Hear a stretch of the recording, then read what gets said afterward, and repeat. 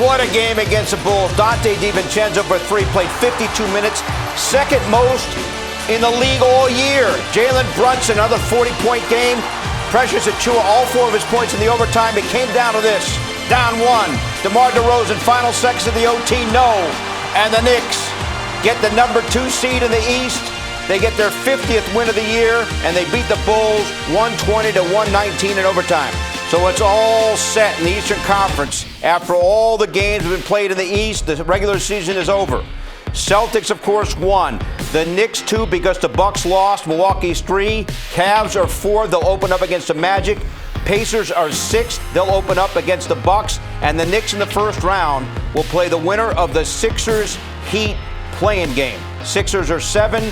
Miami is 8. The winner of that game will play the Knicks in the first round playoff series. Great to have you with us from our Delta MSG studios from the Garden. Bill Pito along with Wally Zerbiak.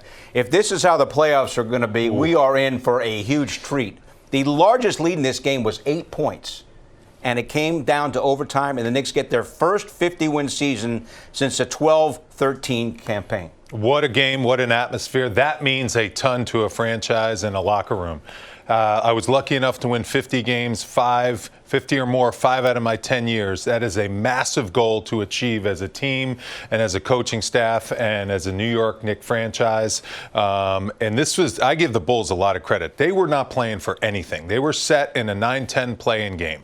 But you don't want to test fate. You want to play basketball to win every time you step out there on the floor. The Knicks did the exact same thing. A lot of people have been talking about, do the Knicks want the 2 seed? Because they might have to play Philly or Miami, the winner of that play-in game. You want the best seed possible in the NBA playoffs. You only worry about what you can control. And what you can control out there on that floor is winning. And the Knicks have continued to sprint to the finish, run through the finish line, and cap off an outstanding regular season. Now you get some rest, you gear up, you prepare, and you load up for whoever you're going to play. You watch that playing game on Wednesday or Tuesday, whenever it is. We're the non-athletes. You always say that pro athletes, regardless of the circumstance, play to win. Yes. They're not looking at matchups. They're not looking at seedings. They're looking at winning the game and getting the best seed possible. And you're wired only one way. When you step out there on the floor, like the Bulls did today, they play to win. They play to win their individual matchups. They play to win for their fans, and they play to win for their franchise. That's what they get paid to do. I give them a lot of credit the way they competed, and they pushed the Knicks to the point where the Knicks learned a lot about themselves going into the playoffs in a close game. The fact that you can trust Precious Achiuwa to come in overtime and play the way he did. He was absolutely outstanding. When the Knicks really needed him to step up, that was a big-time team win and performance. All right, let's take everyone through the fourth quarter. The Knicks began the fourth quarter down 6. It was an amazing fourth quarter and overtime to watch, Wally. Back and forth and back and forth. It was outstanding. It really was. Alex Caruso was really good on Jalen Brunson, and Jalen Brunson gave him 40. An outstanding first-team all-defender. Jalen Brunson was just on fire. How about Dante DiVincenzo? 52 minutes, 58 minutes, 48 minutes, doesn't matter. He was outstanding.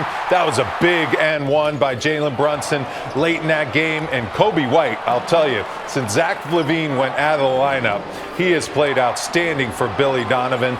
There's Alex Caruso just making big shots. He was ultra competitive, getting himself fired up, talking smack to the New York Knicks. There's that big bucket by Jalen Brunson. This was the shot at the end of regulation. In and out, falling out of bounds.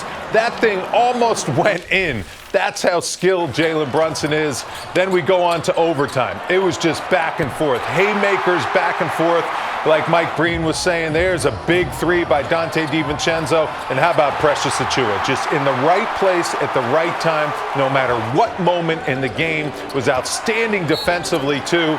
That was a tough shot by DeMar DeRozan, who was pretty much locked up by Anunoby late in the game in an overtime. And Josh Hart, key rebounds in overtime. That one was huge. Knicks are up 1 here, and they lose the ball out of bounds. So last chance for a great closer in DeMar DeRozan to take a 1-point lead for the Bulls. Just misses it. Oh, boy, that pains him. Big rebound for the Knicks, and they were able to ice this victory. Just what a game and what a way to finish a magnificent season. And as we take a look at the numbers as the Knicks win it, look at the difference in second chance points. Knicks pride themselves on the offensive boards. They outboarded the Bulls overall 53-44, and the second chance point advantage for the Knicks, 32-9. And you get to the 50 wins. Yeah. Tom Thibodeau, a remarkable achievement. The Knicks have gone 21-15 without Julius Randle. With OG Anunoby in the lineup, they've gone 20-3. Yeah, he's just an outstanding coach. You need a guy like that running your team that has experience in winning in this league. It's not easy to win in this league. His experience has been huge to this team. His message of just taking one game at a time, one day at a time, one practice at a time. That's what you have to do. This league is a marathon. It's 82 games, and you got to build good habits, and good habits will lead to winning, along with an MVP candidate in Jalen Brunson, who's been leading the way. MSG, we're going to be your home for pre- and post-game coverage for every playoff game that the Knicks play. And again, game one is going to be next weekend against either Philadelphia or Miami. It's a Heat against the Sixers. Yep. The winner of that play-in scenario will get the 7th seed and take on the Knicks in the first round. Alan and Monica now on the court. Monica, you had the chance to call the game on ESPN Radio 98.7 FM this afternoon. What'd you think? Quite a ball game, huh? Yes. I like some inbound plays down the stretch. But other than that, Jalen Brunson, an 11, 40-point performance, tying Patrick Ewing for the most in a single season. He continues to be fantastic. Josh Hart has some big rebounds down the stretch. Dante DiVincenzo hits a big 3 down the stretch. Precious Achiuwa, the 2 baskets that he had in overtime. I just love that this team, top to bottom, is ready when their number is called.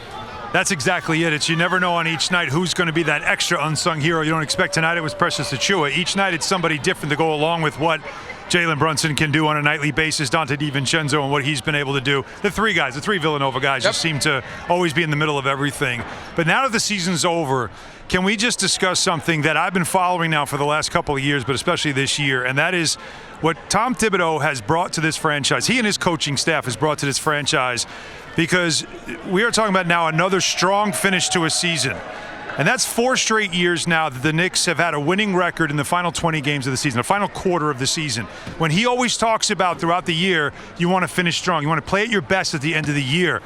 And I looked it up.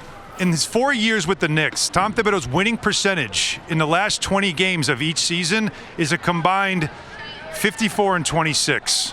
That's a .670 winning percentage. I mean, that's elite. Think about it. That's 80 games. It's almost an NBA season, and we're talking about 54 wins.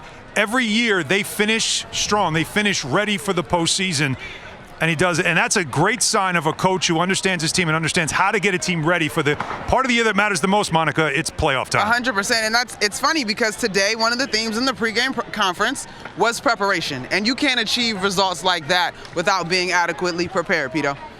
What do you think we need to do on those inbound plays, Monica? What's the Georgetown play that you used to use to get things done? Well, the first thing for me was our point guard used to inbound it so she could get it back. All right. that was one of the things. But then when it got late and they were able to inbound in front of their bench, at least the ball was going toward the Knicks basket, right? In case there was some shortcomings, the ball's moving in the right direction. Yeah. One thing you don't want to do, though, Pito, is run away from the ball in that situation. Always to the ball. That's right. All right, Alan and Monica, thanks so much. We'll see you come playoff time. All right, guys? Sounds good. All right. Well, Jalen Brunson, the 40 points. Yep. He finishes the year averaging 29.1 points per game. That's the 3rd highest total in Knicks history. You see at all of these accomplishments, the 40-point game today is 11th of the season, tied for the 2nd most in the league. And I thought, perhaps most importantly of all, Tom Thibodeau pregame talking about his intangibles. Brunson's work ethic and leadership may be more important than all of his statistical accomplishments. No question, and that's what he did when he signed as a free agent. He came in here, and I remember the first comments he said. I respected him so much. He said, you know, I'm not the leader yet. I have to learn the locker room. I have to see what this team needs and see where my role fits. And obviously his role fits as a bona fide MVP candidate.